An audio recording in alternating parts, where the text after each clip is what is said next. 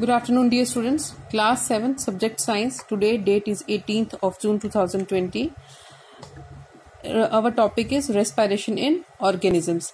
Earlier, we have talked about why do we respire, what is respiration, and the process involved in respiration, that is inhalation and exhalation. And we have also talked about breathing rate. What is breathing rate? Now, we will talk about how do we breathe? How do we breathe? When we inhale air, it passes through our nostrils into nasal cavity. From this nasal cavity, air reaches to our lungs. हम breathe क्यों करते हैं? जब हम air को inhale करते हैं, अंदर की तरफ खींचते हैं, वो it passes through our nostrils, वो हमारी नाक के रास्ते जो है वो nasal cavity तक पहुंचती है. From this nasal cavity, air जो है वो हमारे लंग्स तक पहुंचती है through the windpipe. Lungs are present in the chest cavity. Chest cavity के अंदर जो है लंग्स प्रेजेंट होते हैं. These cavity is surrounded by the ribs on the side. ये जो कैविटी है, ये जो चेस्ट कैविटी है, ये किससे सराउंडेड होती है? बाय रिब्स से, जो हमारी दोनों साइड पर होती हैं. A large muscular sheet called diaphragm forms the floor of the chest cavity. एक लार्ज मस्कुलर शीट होती है जो चेस्ट की कैविटी को कवर करती है, जिसे डायफ्राम कहा जाता है. Breathing involves the movement of the diaphragm and the rib cage. ये जो ब्रीदिंग है, इसमें क्या क्या इन्वॉल्व होता है? इसमें डायफ्राम और रिब केज की दोनों की मूवमेंट्स जो है वो इन्वॉल्व होती हैं. These movements in our body can be felt easily. अब ये जो मूवमेंट्स हैं ब्रीदिंग के प्रोसेस में जो इन्वॉल्व होती हैं, वो इजीली से हम फील कर सकते हैं. For this take a deep breath. इसके लिए हमें क्या करना होगा? एक लंबी सांस जो है वो अंदर की तरफ भरनी होगी. Keep your palm on the abdomen. You will feel some expansion of chest and abdomen. आपको क्या करना है? एक लंबी सांस जो है वो अपने अंदर भरनी है और अपने जो पाम है, हथेलियां हैं, उसको अपने पेट की तरफ, लोअर एब्डोमेन, अपर एब्डोमेन में रखनी है. इससे आपको क्या फील होगा? कुछ एक्सपेंशन जो है चेस्ट की और एब्डोमेन की फील होती है, जिससे ये पता चलता है कि हम क्या कर रहे हैं? ब्रीथ कर रहे हैं. Now next subtopic is why do we breathe, what do we breathe out. अब नेक्स्ट हमारा जो है वो ये सवाल आता है कि हम जो है ब्रीथ आउट क्या करते हैं? कौन सी गैसेस हैं जो हम ब्रीथ आउट करते हैं? The air we exhale contains carbon dioxide. जो एयर हम एक्सहेल करते हैं, छोड़ते हैं हवा में, उसमें कार्बन डाइऑक्साइड मौजूद होती है. इसके एक्सपेरिमेंट के लिए हम इसको प्रूव करने के लिए हम एक एक्सपेरिमेंट करेंगे. उस एक्सपेरिमेंट के लिए हमें जरूरत होगी एक टेस्ट ट्यूब की, एक स्ट्रॉ की और लाइम वाटर की. सबसे पहले क्या करना है? Take a test tube and pour some lime water into it. सबसे पहले हमें क्या करना है? एक टेस्ट ट्यूब लेनी है और उसके बीच में जो है थोड़ा सा लाइम वाटर जो है डालना है. Now take a straw and exhale some air in the test tube. अब हमें एक स्ट्रॉ की मदद से उस टेस्ट ट्यूब के अंदर जो लाइम वाटर रखा है हमने, उसके बीच में हमें हवा छोड़नी है. Lime water turns milky water in the test tube.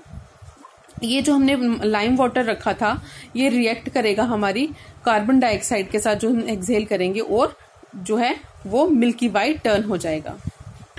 Now next question which arises in our mind is मतलब कि क्या ब्रीदिंग जो है वो अदर ऑर्गेनिजम्स में भी सेम तरीके से होती है? Breathing in other organisms is also in the same way. Answer is animals such as elephant, lions, cows, goats and frogs, snakes, birds have lungs in their chest cavities like the human beings. अगर बात करें बड़े जानवरों की, जैसे elephant, lion, cows, goats, frogs, ये birds हैं, snakes हैं, इनके अंदर भी जो है वो लंग्स होते हैं, जैसे हमारी चेस्ट कैविटी के अंदर लंग्स होते हैं. इंसेक्ट्स के बारे में बात करें, जैसे कि कॉकरोच है और दूसरे छोटे इंसेक्ट्स हैं. These insects have small openings called as spiracles.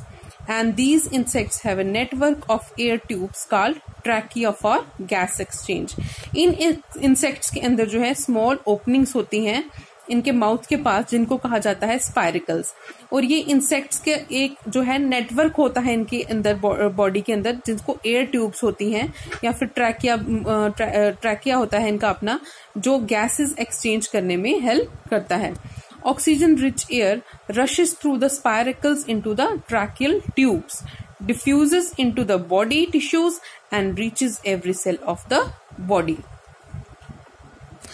इसमें एक्सप्लेन ये किया गया है कि जो ऑक्सीजन रिच एयर होती है, जो ऑक्सीजन रिच एयर है वो रश होगी स्पाइरकल्स में ट्रैकियल ट्यूब्स के थ्रू और डिफ्यूज होगी हमारे बॉडी टिश्यूज में और रीच करेगी एवरी सेल, और हर एक सेल, बॉडी के हर एक सेल तक वो जो एयर है वो पहुंच जाती है.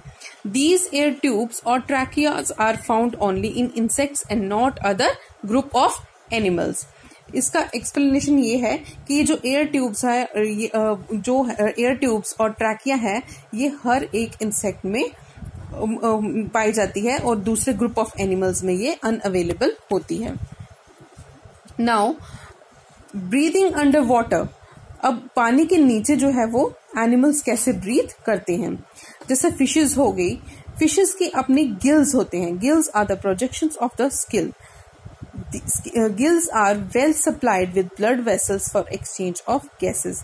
ये जो गिल्स होते हैं इनके अंदर ब्लड वेसल्स जो है वो अच्छे से इन्फ्यूज होती हैं जो हमारी गैसेस को एक्सचेंज करने में हेल्प करती हैं. Do plants also respire? Yes.